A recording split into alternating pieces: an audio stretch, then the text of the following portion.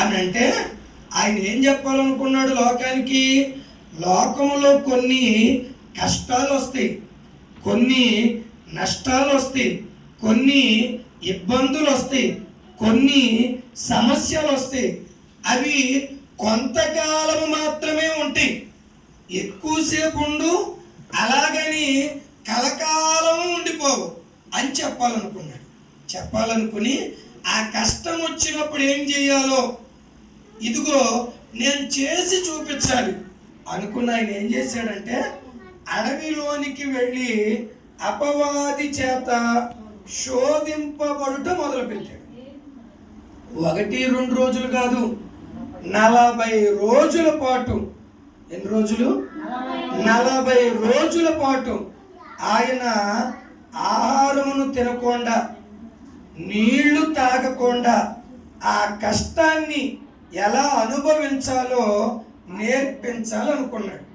అలాగే నేనేమంటాను అని అంటే మనకు కూడా ఏదైనా కష్టం వచ్చినా, నష్టం వచ్చినా, అప్పులైనా, ఇబ్బందులైనా, ఈ ఒంట్లోనికి ఏదైనా రోగం వచ్చినా, ఇదిగో దేవుడు నాకు ఏం చేశాడని కానీ, దేవుడు నన్ను బాగు చేయట్లేదని కానీ ఓరకనే దేవుడి మీద నిందలేసేయకుండా, యేసు ప్రభువే కష్టపడ్డాడు కదా ఆ రోజున, మనమెంత?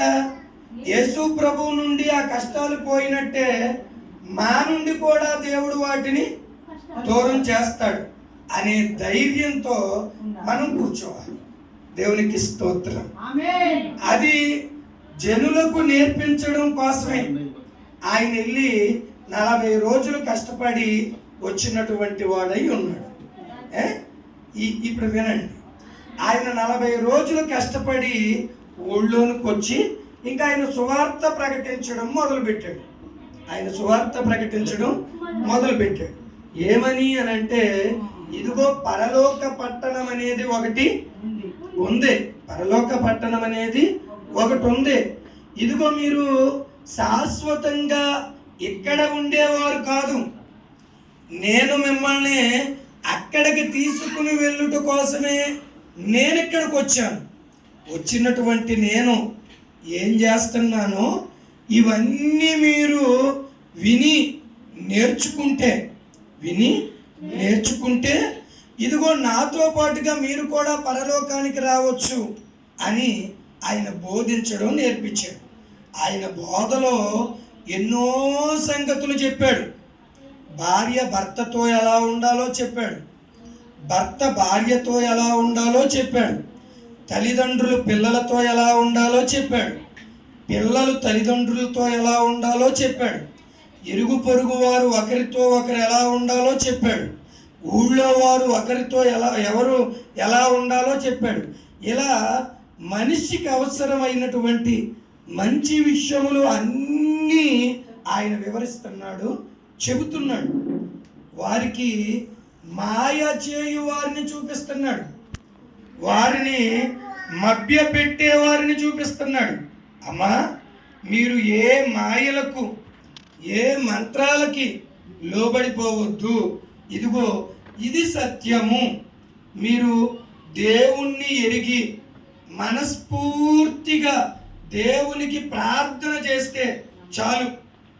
మీరు ఏది అడిగితే అది దేవుడు మీకు ఇస్తాడు.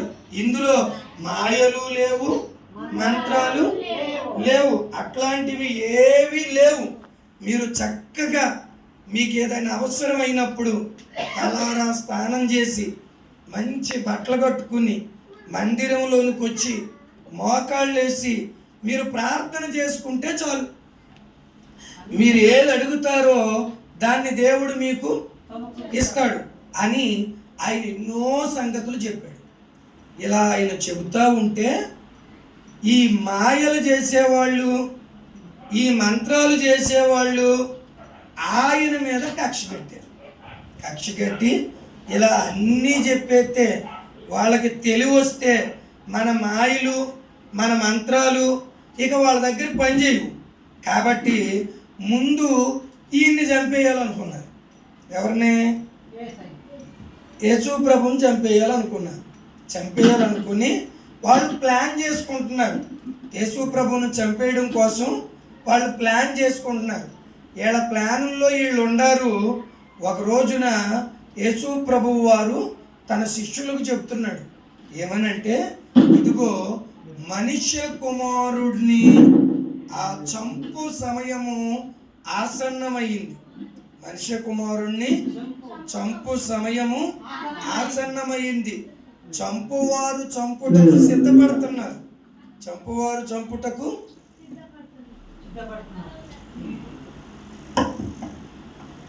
చంపువారు చంపుటకు సిద్ధపడుతున్నారు. సిద్ధపడుతూ ఉండగా ఈయన ఆ విషయాన్ని తన శిష్యులైనటువంటి వారికి చెప్పి అంటాడు, నేను మీ మధ్య కొంతకాలము మాత్రమే ఉంటాను, ఇంకా కొంతకాలము మాత్రమే ఉంటాను. వారు నన్ను పట్టుకుని నన్ను చంపుతారు. నన్ను చంపినప్పుడు మీరేమీ భయపడవద్దు. ఎందుకంటే నేను చనిపోతేనే, ఇదిగో మీరు చనిపోయిన తర్వాత నా యొద్దకు వచ్చినప్పుడు మీరుండడానికి తగినటువంటి నివాసములను సిద్ధపరచుటకు నేను వెళ్ళడం కుదురుద్ది. కాబట్టి ఇదిగో వారు నన్ను చంపడం కాదు, నేను చనిపోవాలి కాబట్టే వారిని అలాగున నా దేవుడు ప్రేరేపించాడు అన్నట్లుగా తన శిష్యులకు చెప్పాడు. చెప్పి వారు చంపుతారు కదా అని ఈయన భయపడలేదు, ఈయన బాధపడలేదు. ఈయన ఏమాత్రమును కూడా దాక్కున్న ప్రయత్నం అంతకంటే చేయలేదు. చంపువారు ఏ యెరూషలేములో ఉన్నారో ఆ యెరూషలేములోనికే ఈయన వెళ్ళడం అనేది జరిగింది. ఒక రోజున యేసయ్యను వాళ్ళు పట్టుకున్నారు. మీరు జాగ్రత్తగా వినండి. యేసయ్యను పట్టుకునేసరికి ఆయన శిష్యులైనటువంటి వారు యేసు ప్రభువు వారు ఎన్నో అద్భుతాలు చేయడం చూశారు. తర్వాత నన్ను పట్టుకునేవారు వస్తారు అని చెప్తే విన్నారు. నన్ను పట్టుకుని చంపుతారు, చంపిన తర్వాత నేను దేవుడి దగ్గరికి వెళ్ళి మీకోసం నివాసాలను సిద్ధపరుస్తాను అంటే విన్నారు. అయినా అవన్నీ మర్చిపోయి ఎప్పుడైతే వీళ్ళు వచ్చి ఆయన్ని పట్టుకున్నారో ఎవరి దారిని వాళ్ళు పారిపోయారు. నేను ఏమంటాను అనంటే, మందిరంలో ఒక మాట చెప్పేటప్పుడు దాన్ని ఇక్కడే వదిలిపెట్టేసి ఇంటికి వెళ్ళిన తర్వాత ఇక ఇదేది మనకు సంబంధం లేదులే అన్నట్టు ఉండకూడదు. ఎందుకంటే ఇందాక మనం కథలో ఏమి నేర్చుకున్నాం? తల్లి చెప్పింది, నేను వచ్చే వరకు నీవు బయటికి రావద్దని. పిల్ల మర్చిపోయింది కాబట్టేగా బయటకు వచ్చింది. అయ్యో మా అమ్మ వద్దంది, నేను బయటికి వెళ్తే ఏం ప్రమాదం జరుగుద్దో అనుకుని లోపలే ఉంటే అది చచ్చిపోయేది కాదు. కానీ అది మర్చిపోయి ఏం చేసింది? బయటకు వచ్చింది, చచ్చిపోయింది. కాబట్టి మనం కూడా మందిరంలో మీ అయ్యగారే చెప్పనివ్వండి, లేదంటే ఇప్పుడు వచ్చిన అయ్యగారే చెప్పనివ్వండి, లేదంటే నేను చెప్పనివ్వండి, లేదంటే నా తర్వాత ఇంకెవరైనా చెప్పనివ్వండి, ఎవరైనా సరే వాక్యం చెప్పినప్పుడు దాన్ని మనం వినాలి. పిల్లలే కానీ పెద్దలే కానీ వినాలి. విన్నదాని ప్రకారముగా నడుచుకోవాలి. వినాలి అని అంటే సరే వింటాము అని విన్నదాన్ని వదిలిపెట్టేసి మీకు ఇష్టం వచ్చినట్లు చేశారనుకోండి, ఈ వాక్యం వల్ల ప్రయోజనం ఉండదు. ఇదే విషయాన్ని యేసు ప్రభువు వారు తన శిష్యులకు చెప్పాడు.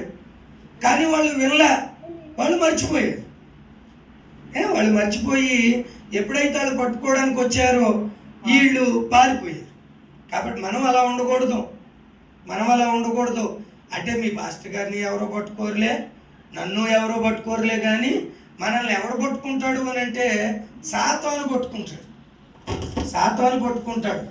జ్వరంతోనూ, దగ్గుతోనూ, కడుపు నొప్పితోనూ, కష్టాలతోనూ, అప్పులతోనూ, లేదంటే ఇంట్లో ఏవైనా చిన్న చిన్న గొడవలతోనూ, లేదంటే స్కూల్లో మనకి అప్పచెప్పమన్న పాఠాలు మనకి గుర్తు రానప్పుడు మాస్టర్ కొడతంతోనూ ఇలాగ మనల్ని పట్టుకోవడానికి వాడు ప్రయత్నం చేస్తాడు.